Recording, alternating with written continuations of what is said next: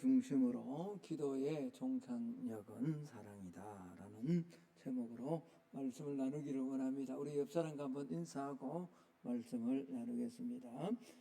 기도는 사랑으로 나타나야 됩니다 라고 한번 인사합시다. 네. 자, 오늘 메마른 땅에 하나님께서 이제 대구 지역에도 이 담비를 주시는데 저와 여러분의 심령 안에도 하나님의 은혜의 담비, 성령의 담비가 가득한 그런 한 주간이 되기를 먼저 예수님 이름으로 축복합니다. 우리가 흔히 기도는 영혼의 호흡이다 라고 그렇게 말합니다. 그렇게 말하는 이유는 호흡이 멈추면 육신이 숨을 거두기 때문에 우리 영혼도 기도를 멈추는 순간에 영혼의 생명력, 삶의 운동력은 힘을 잃기 때문에 기도가 영혼의 호흡이다라고 이렇게 말하는 거죠. 여러분, 기도는 단순히 내 요구사항을 하나님 앞에 하나하나 적어서 내미는 청구서가 결코 아닙니다. 기도는 하나님과 깊은 교제이고 기도는 내 삶의 원동력, 능력을 하나님으로부터 얻어내리는 중요한 수단이자 도구이자 힘이 된다라는 거죠. 러시아의 문호 톨스토이가 쓴 단편에 이런 이야기가 나옵니다. 어떤 한 늙은 이 노인이, 신실한 믿음의 노인이 매일 하나님 앞에 기도했습니다. 하나님, 오늘만큼은 저희 집에 꼭 방문해 주시기를 원합니다. 내가 꼭 하나님을 만나고 싶습니다. 그리고 이 노인은 정성껏 음식을 준비하고 하루 종일 하나님을 기다리기 시작했습니다. 그런데 맨 먼저 그의 집을 방문한 사람은 다름이 아니라 추위에 떨면서 지나가던 구두수선공이었습니다. 그리고 한참 후에 또 두 번째, 배가 고파 우는 어린 아이를 등에 업고 지나가는 한 여인이 그 노인의 집에 도착했습니다. 마지막 세 번째는 한참 뒤에 노점상에서 사과를 훔치다가 노점상 주인에게 잡힌 소년과 그 소년에게 화를 내며 지나가는 노점상의 할머니가 그 집을 방문했습니다. 자, 이 노인은 따뜻한 차를 끓여서 구두수선공을 몸을 녹여 주었습니다. 그리고 배가 고파 우는 그 어린 아이를 업고 있는 여인에게 먹을 것을 주어서 배부르게 하고, 그리고 친히 자신의 돈으로 그 사과값을 치르고 노인과 어린 소년, 사과를 느낀 소년을 화해하게 만들어 주었습니다. 그래서 하루가 지난 다음에 저녁이 되었을 때 이 노인이 엎드립니다. 하나님, 오늘 아침에 내가 기도할 때 하나님은 우리 가정에 내 집에 오신다고 그렇게 말씀하셨잖아요. 그런데 왜 오시지 않았냐라고 하나님을 향해 기도하는데 그때 하나님이 그렇게 말씀하십니다. 네가 따뜻하게 차를 끓여서 먹여주었던 그 구두수선공, 배가 고파 우는 어린 아이 어머니를 먹여주었는데 그 여인, 그리고 어린 소녀와 노점상 할머니가 바로 나였다라는 겁니다. 여러분, 그렇습니다. 기도는 골방에서 시작합니다. 그러나 결코 골방에서 끝나지 않습니다. 아침에 기도한 그대로 삶 속에서 삶을 실천할 때 하나님을 만나고 기도의 응답이 이루어진다라는 거죠. 기도는 하나님을 향한 거룩한 열망으로 시작해서 결국 우리 이웃을 향한 따뜻한 사랑으로 피어나야 된다라는 겁니다. 그렇습니다. 오늘 마태복음 7장 말씀은 바로 이 기도의 본질을 우리에게 그대로 일깨워 줍니다. 여러분, 첫 번째, 우리가 꼭 기억해야 될 것, 기도는 하나님과의 조율이다라는 겁니다. 자, 오늘 본문 7절에 예수님은 기도를 세 가지 동사로 설명을 합니다. 7절 말씀을 한번 보겠습니다. 구하라 그리하면 너에게 주실 것이요, 찾으라 그리하면 찾아낼 것이요, 문을 두드리라 그리하면 너희에게 열릴 것이다. 이런 많은 성도들이 이 성경 구절을 우리가 끈질기게 그냥 떼서거나 간절하게 기도하면 하나님이 응답해 주실 것이다 라는 이런 기복적인 시선으로 오해하곤 합니다. 그러나 여러분, 오늘 이 세 가지 동사에는 영적인 깊은 뜻이 있습니다. 깊은 단계가 있습니다. 첫 번째, 오늘 구하라라고 말합니다. 이것은 영적 겸손을 말하는 겁니다. 여러분, 오늘 여러분 가운데 뭐가 필요가 없는데, 내 삶 속에 뭔가 부족함이 없는데 누구에게 손을 내밀거나 그렇게 요구하는, 부탁하는 그런 경우가 있습니까? 그렇지 않습니다. 우리가 영적으로 겸손하고 하나님 앞에 하나님만이 내 삶의 모든 것을 줄 수 있는 분이다라는 이런 겸손함이 있을 때만 성도는 기도할 수 있는 겁니다. 참된 기도 말입니다. 바른 기도 말입니다. 내가 이 땅에 내가 가진 것으로, 내가 가진 건강으로, 내가 가진 포지션으로 살아갈 수 있다라고 생각하는 사람은 교만한 사람이죠. 그런 교만한 사람은 하나님 앞에 간절하게 구하지 않습니다. 오늘 구하라라는 것은 영적 겸손이다. 내 힘으로 살아갈 수 없음을 고백하는 자만이 하나님 앞에 진실되게 구할 수 있다라는 거죠. 두 번째, 찾으라라는 말씀입니다. 여러분, 이것은 영적 성실함입니다. 찾으라라는 이 말씀은 하나님이 단순히, 예수님이 단순히 구하라라는 것을 반복해서 세 번 반복하는 가운데 두 번째 반복하는 단순한 그런 말씀이 아닙니다. 이것은 하나님의 뜻이 어디 있는가, 네가 구하는 가운데 영적 겸손함을 가지고 구하는 가운데 성실하게 끈질기게 구하면서 하나님의 뜻이 어디에 있는가를 좀 찾으라라는 영적 성실함을 요구하고 있다라는 겁니다. 여러분, 많은 사람들이 기도합니다. 그것이 육적이든 아니면 하나님의 영광과 하나님의 나라와 하나님이 내게 주신 사명을 실천하기 위해서 그렇게 구하는데, 문제는 이런 성실함이 없기 때문에 중도에 포기하고 마는 거죠. 그래서 하나님의 뜻과 예수님이 준비하시고 성령님이 준비하신 것들을 중도에 포기해버리고 얻지 못하는 성도들이 많다라는 겁니다. 여러분, 찾으라, 이 영적 성실함은 단순히 내 필요를 아래는 그 수준에 그치지 말고 끊임없이 성장해 가면서, 여러분, 성장하면 우리는 부모의 마음을 알잖아요. 처음에는 다 어린아이가 지글게 시작합니다. 어린아이처럼 그렇게 구합니다. 육신적으로 어린아이가 어른이 되는 것처럼 영적으로도 똑 마찬가지잖아요. 처음에는 내 것 필요해서 부모님 없이는 나는 살아갈 수 없다. 그 겸손함을 가지고 부모님을 의지합니다. 근데 어느 순간 가다가 이것이 끊어지고 말죠.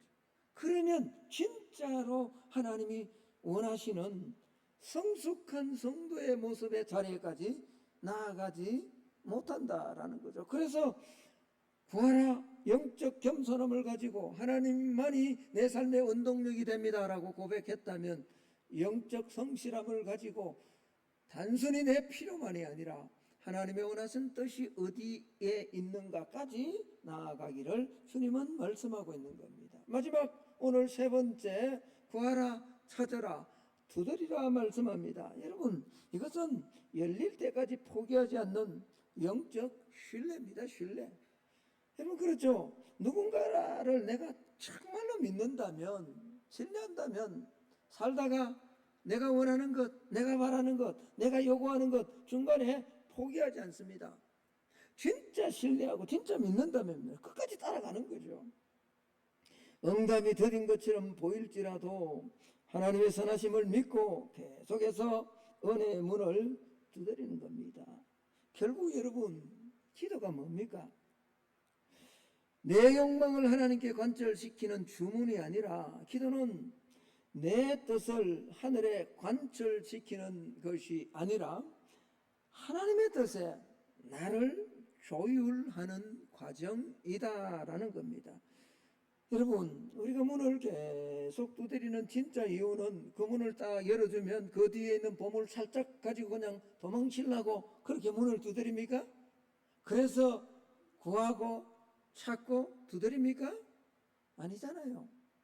저와 여러분이 문을 계속 영적 신뢰를 가지고 두드리는 이유는 문을 열었을 때 그 안에 계시는 하나님을 만나고 그 하나님과 인격적 교제를 위해서 계속해서 문을 두드리는 것입니다. 아멘이십니까? 여기까지. 그래서 기도는 하나님의 뜻에 나를 조율시켜 나가는 거예요. 맞춰 나가는 것입니다. 하나님은 우리의 기도를 들어주십니다. 그리고 우리가 자녀에게 그런 특권이 있다라는 겁니다. 여러분, 요한일서 5장 14절은 이렇게 말씀을 합니다. 우리 같이 한번 크게 한번 읽습니다. 시작. 그를 향하여 우리의 가진 바 담대함이 이것이니 그의 뜻대로 무엇을 구하면, 자, 우리 이제 뒷부분에 뭘 구하면 들으신다라는 이 부분은 많이 강조하는데 앞부분에 빼놓지 말아야 될 게 있습니다. 그게 뭐냐 그러니까 그의 뭐대로? 뜻대로 조율시키면서요. 사실요, 우리는 하나님의 뜻대로 뭘 위해 기도해야 될지 잘 모르는 사람들이에요. 로마서 8장 26절에 성령도 이와 같이 성령도 우리의 연약함을 도우시나니 말씀하고 있어요. 우리는 마땅히 기도할 바를 알지 못한다. 새벽에 올라와서 우리가 기도할 때 늘 그러잖아요. 처음에는 주여 주의 뜻대로 되기를 원합니다. 한참 기도하다 보면 결론은 뭐죠? 다 내게 필요한 거 내 것만 구할 때가 많아요. 진짜로 하나님이 원하시는 걸 뜻이 무엇인지 모르고 기도할 때가 많아요. 그럼에도 불구하고 오늘 성경은 말씀합니다. 그럼에도 불구하고 우리는 마땅히 기도할 바를 알지 못하나 성령님께서 말할 수 없는 탄식으로 우리를 위하여 친히 간구하신다고요. 우리가 하나님의 뜻대로 하나님 앞에 조율하며 나아가면, 담대히 나아가면, 특권이라는 사실을 알고 나아가면 하나님은 반드시 우리의 기도를 들어주실 줄로 믿습니다. 그래서 오늘 예레미야 29장 12절 13절은 이렇게 말씀합니다. 너희가 내게 부르짖으며 내게 와서 기도하면 내가 너희들의 기도를 들을 것이요 너희가 온 마음으로 나를 구하면 나를 찾을 것이요 나를 만날 것이다. 이런 은혜가 오늘 예배드리러 올라온 우리 모두에게 있어지기를 예수님 이름으로 축복합니다. 여러분, 우리가 기도할 때 하나님이 어떤 분인가, 하나님이 어떤 마음인가를 우리가 좀 알 필요가 있습니다. 하나님은요, 구하는 자에게 좋은 것을 주시는 사랑의 아버지시다라는 겁니다. 여러분, 우리가 하나님 앞에 나와서 이거 달라 저거 달라 하나님의 뜻이 아닌 것 사실은 옆에서 들으면 참 기가 찰 것 같은 그런 기도를 할 때도 하나님은 어떤 마음으로 우리를 바라보시냐라는 거예요. 오늘 11절에 이렇게 말씀합니다. 11절을 한번 보겠습니다. 너희가 뭐한 자라도 악한 자라도 어떤 것으로 좋은 것으로 자식에게 줄 알거든 하물며 하늘에 계신 너희 아버지께서 구하는 자에게 좋은 것으로 주시지 않겠느냐. 여러분, 우리는 종종 하나님 앞에 내가 원하는 것을 달라라고 기도하지만 하늘 아버지께서는요, 내게 진짜 좋은 것을 주십니다. 할렐루야. 우리가 자녀들을 바라볼 때 얼마나 제가 많은 예화를 들었습니까? 어린아이가 칼을 달라고 이제 지가 조금 걷는다고 칼을 달라고 징징댑니다. 안 주면 때를 써줘, 울죠. 엄마 나쁜 사람이라고. 진짜 나쁜 사람은 그 엄마를 나쁘다고 하는 어린아이가 나쁜 아이예요. 그렇게 징징댑니다. 왜 여러분 엄마가 어린아이에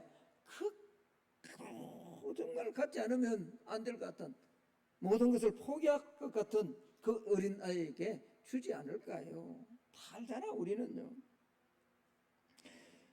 우리가 지금 간절히 기도하고 있음에도 불구하고 적극적인 응답이 없다면 하나님께서 무심하거나 저와 여러분의 기도를 외면하시는 것이 결코 아닙니다.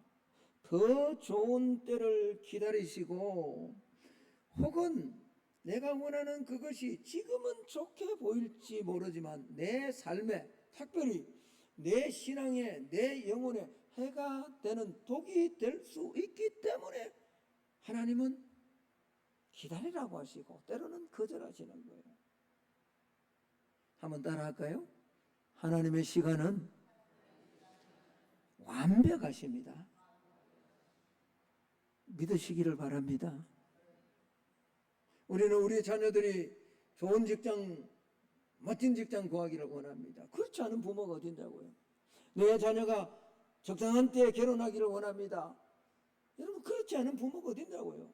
그러나 여러분 그게 지연되면 많은 사람들이 낙심하죠. 그렇지 않습니다. 하나님은 가장 좋은 때, 가장 정확한 시간에 가장 좋은 것으로 하나님은 우리에게 허락해 주시는 분이다라는 겁니다. 나보다 나를 더 잘 아시는 아버지의 완전한 선하심을 우리는 신뢰해야 되는 거죠. 언제요? 우리가 요구할 때 드디어 오거나 우리가 요구함에도 하나님이 거절하는 것처럼 느껴질 그때에도 말이에요. 여러분 환경의 변화보다 더 중요한 것은 어떤 환경에도 흔들리지 않는 평안입니다. 하나님이 우리에게 주시고자 하는 가장 좋은 것이 바로 성령님이잖아요. 오늘 이 본문이요 누가복음 11장 13절에서는 이렇게 기록하고 있습니다. 너희가 악할지라도 좋은 것을 자식에게 줄 알거든 하물며 너희 하늘 아버지께서 구하는 자에게, 우리 성경은 오늘 마태복음 뭐라고 하죠? 좋은 것으로 해놨잖아요. 그런데 누가복음 11장 13절에서는 이 좋은 것을요 분명하게 말하고 있습니다. 뭐라고? 성령을 주시지 않겠나라고 말하고. 성령. 여러분 성령님이 왜 좋으신 거예요? 여러분 성령의 충만한 한 주간의 삶이 되기를 먼저 축복합니다. 성령이 왜 좋으세요? 성령은 우리의 보호자가 되십니다. 성령님은 우리의 카운셀러가 되십니다. 성령님은 우리가 죄를 범했을 때 회개할 수 있도록 은혜를 베푸시는 분이 우리 성령님이십니다. 내가 기도하지 못할 때, 뭘 위해서 기도할지를 알지 못할 그때도 말할 수 없는 탄식으로 나를 위해서 기도하시며 끊임없이 함께 하시는 분이 성령님이십니다.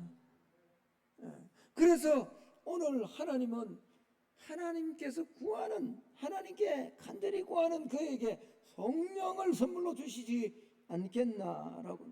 여러분 그렇습니다. 온갖 좋은 것은 위로부터 옵니다.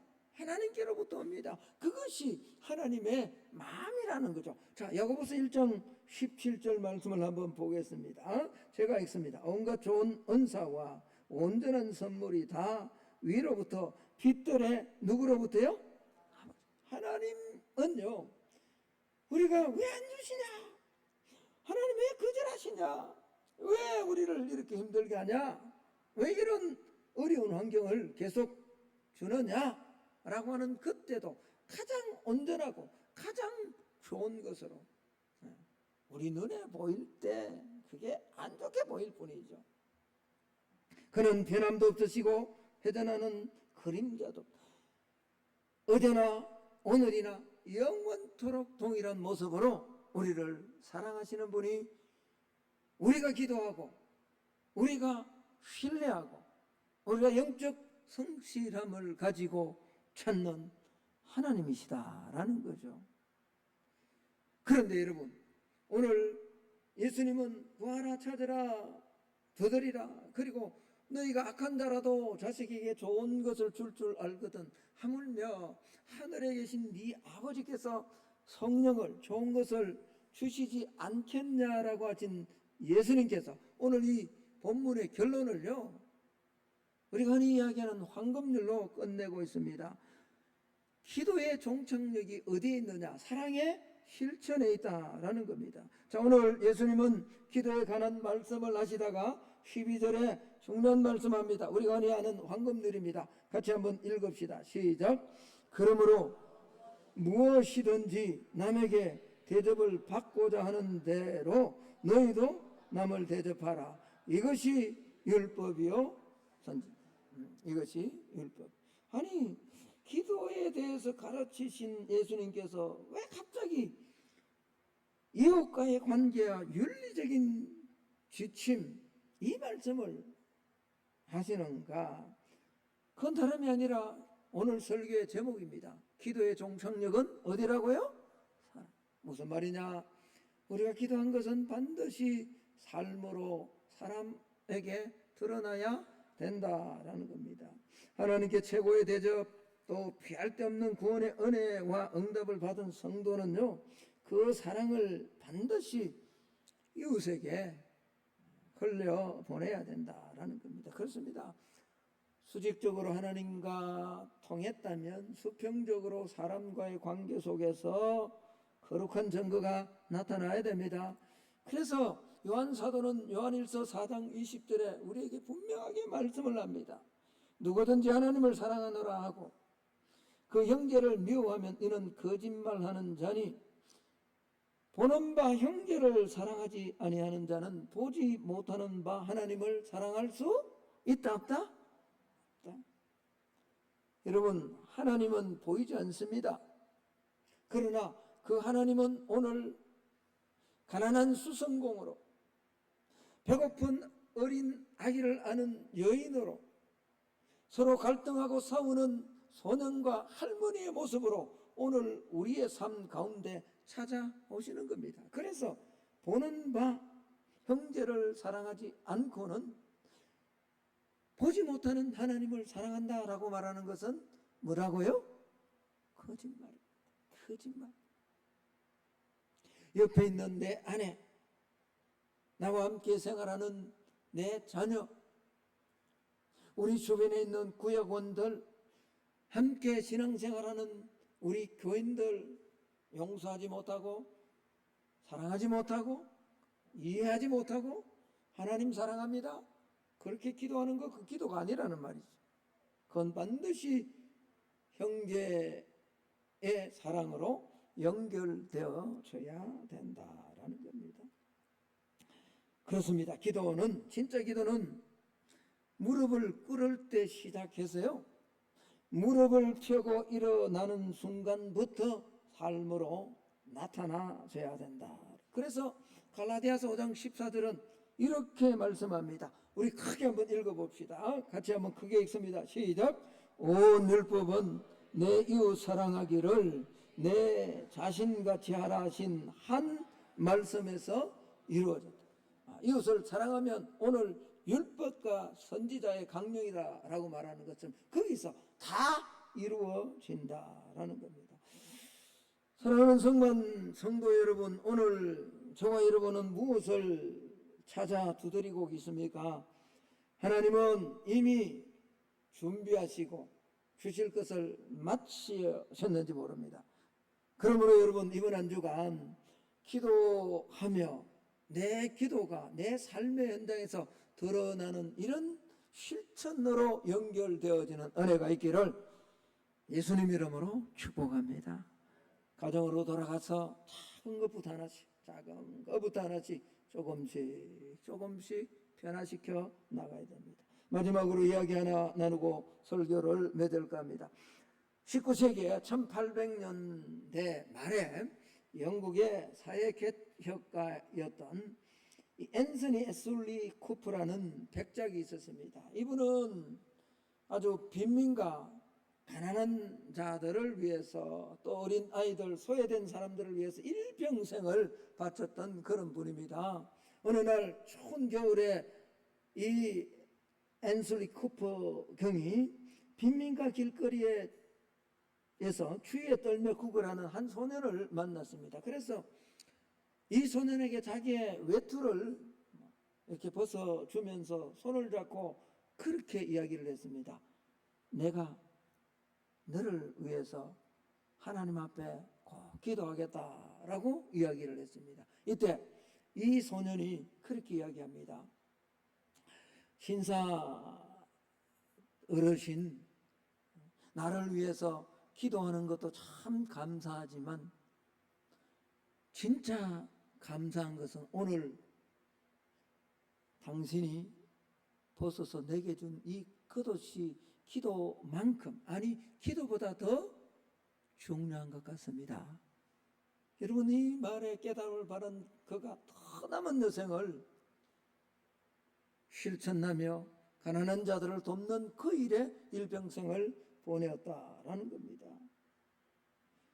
이번 한 주간 기도의 응답만을 수동적으로 기다리는 신앙이 아니라 내가 기도한 만큼 만나는 사람, 또 내가 찾아가야 될 그런 사람, 이런 사람들을 가슴에 품고 이번 한 주간 구체적으로 우리의 기도의 종착역이 사랑으로 연결되어지는 그런 한 주간의 삶이 되기를 예수님 이름으로 축복합니다. 그래서 오늘 예배드리는 우리 모두가 구두 수성공을 만나고 어린 아이를 업은 여인을 만나고 소년과 할머니를 만나는, 구체적으로 삶의 현장에서 만나는 그런 한 주간의 삶이 꼭 되기를 예수님 이름으로 축복합니다. 기도하겠습니다.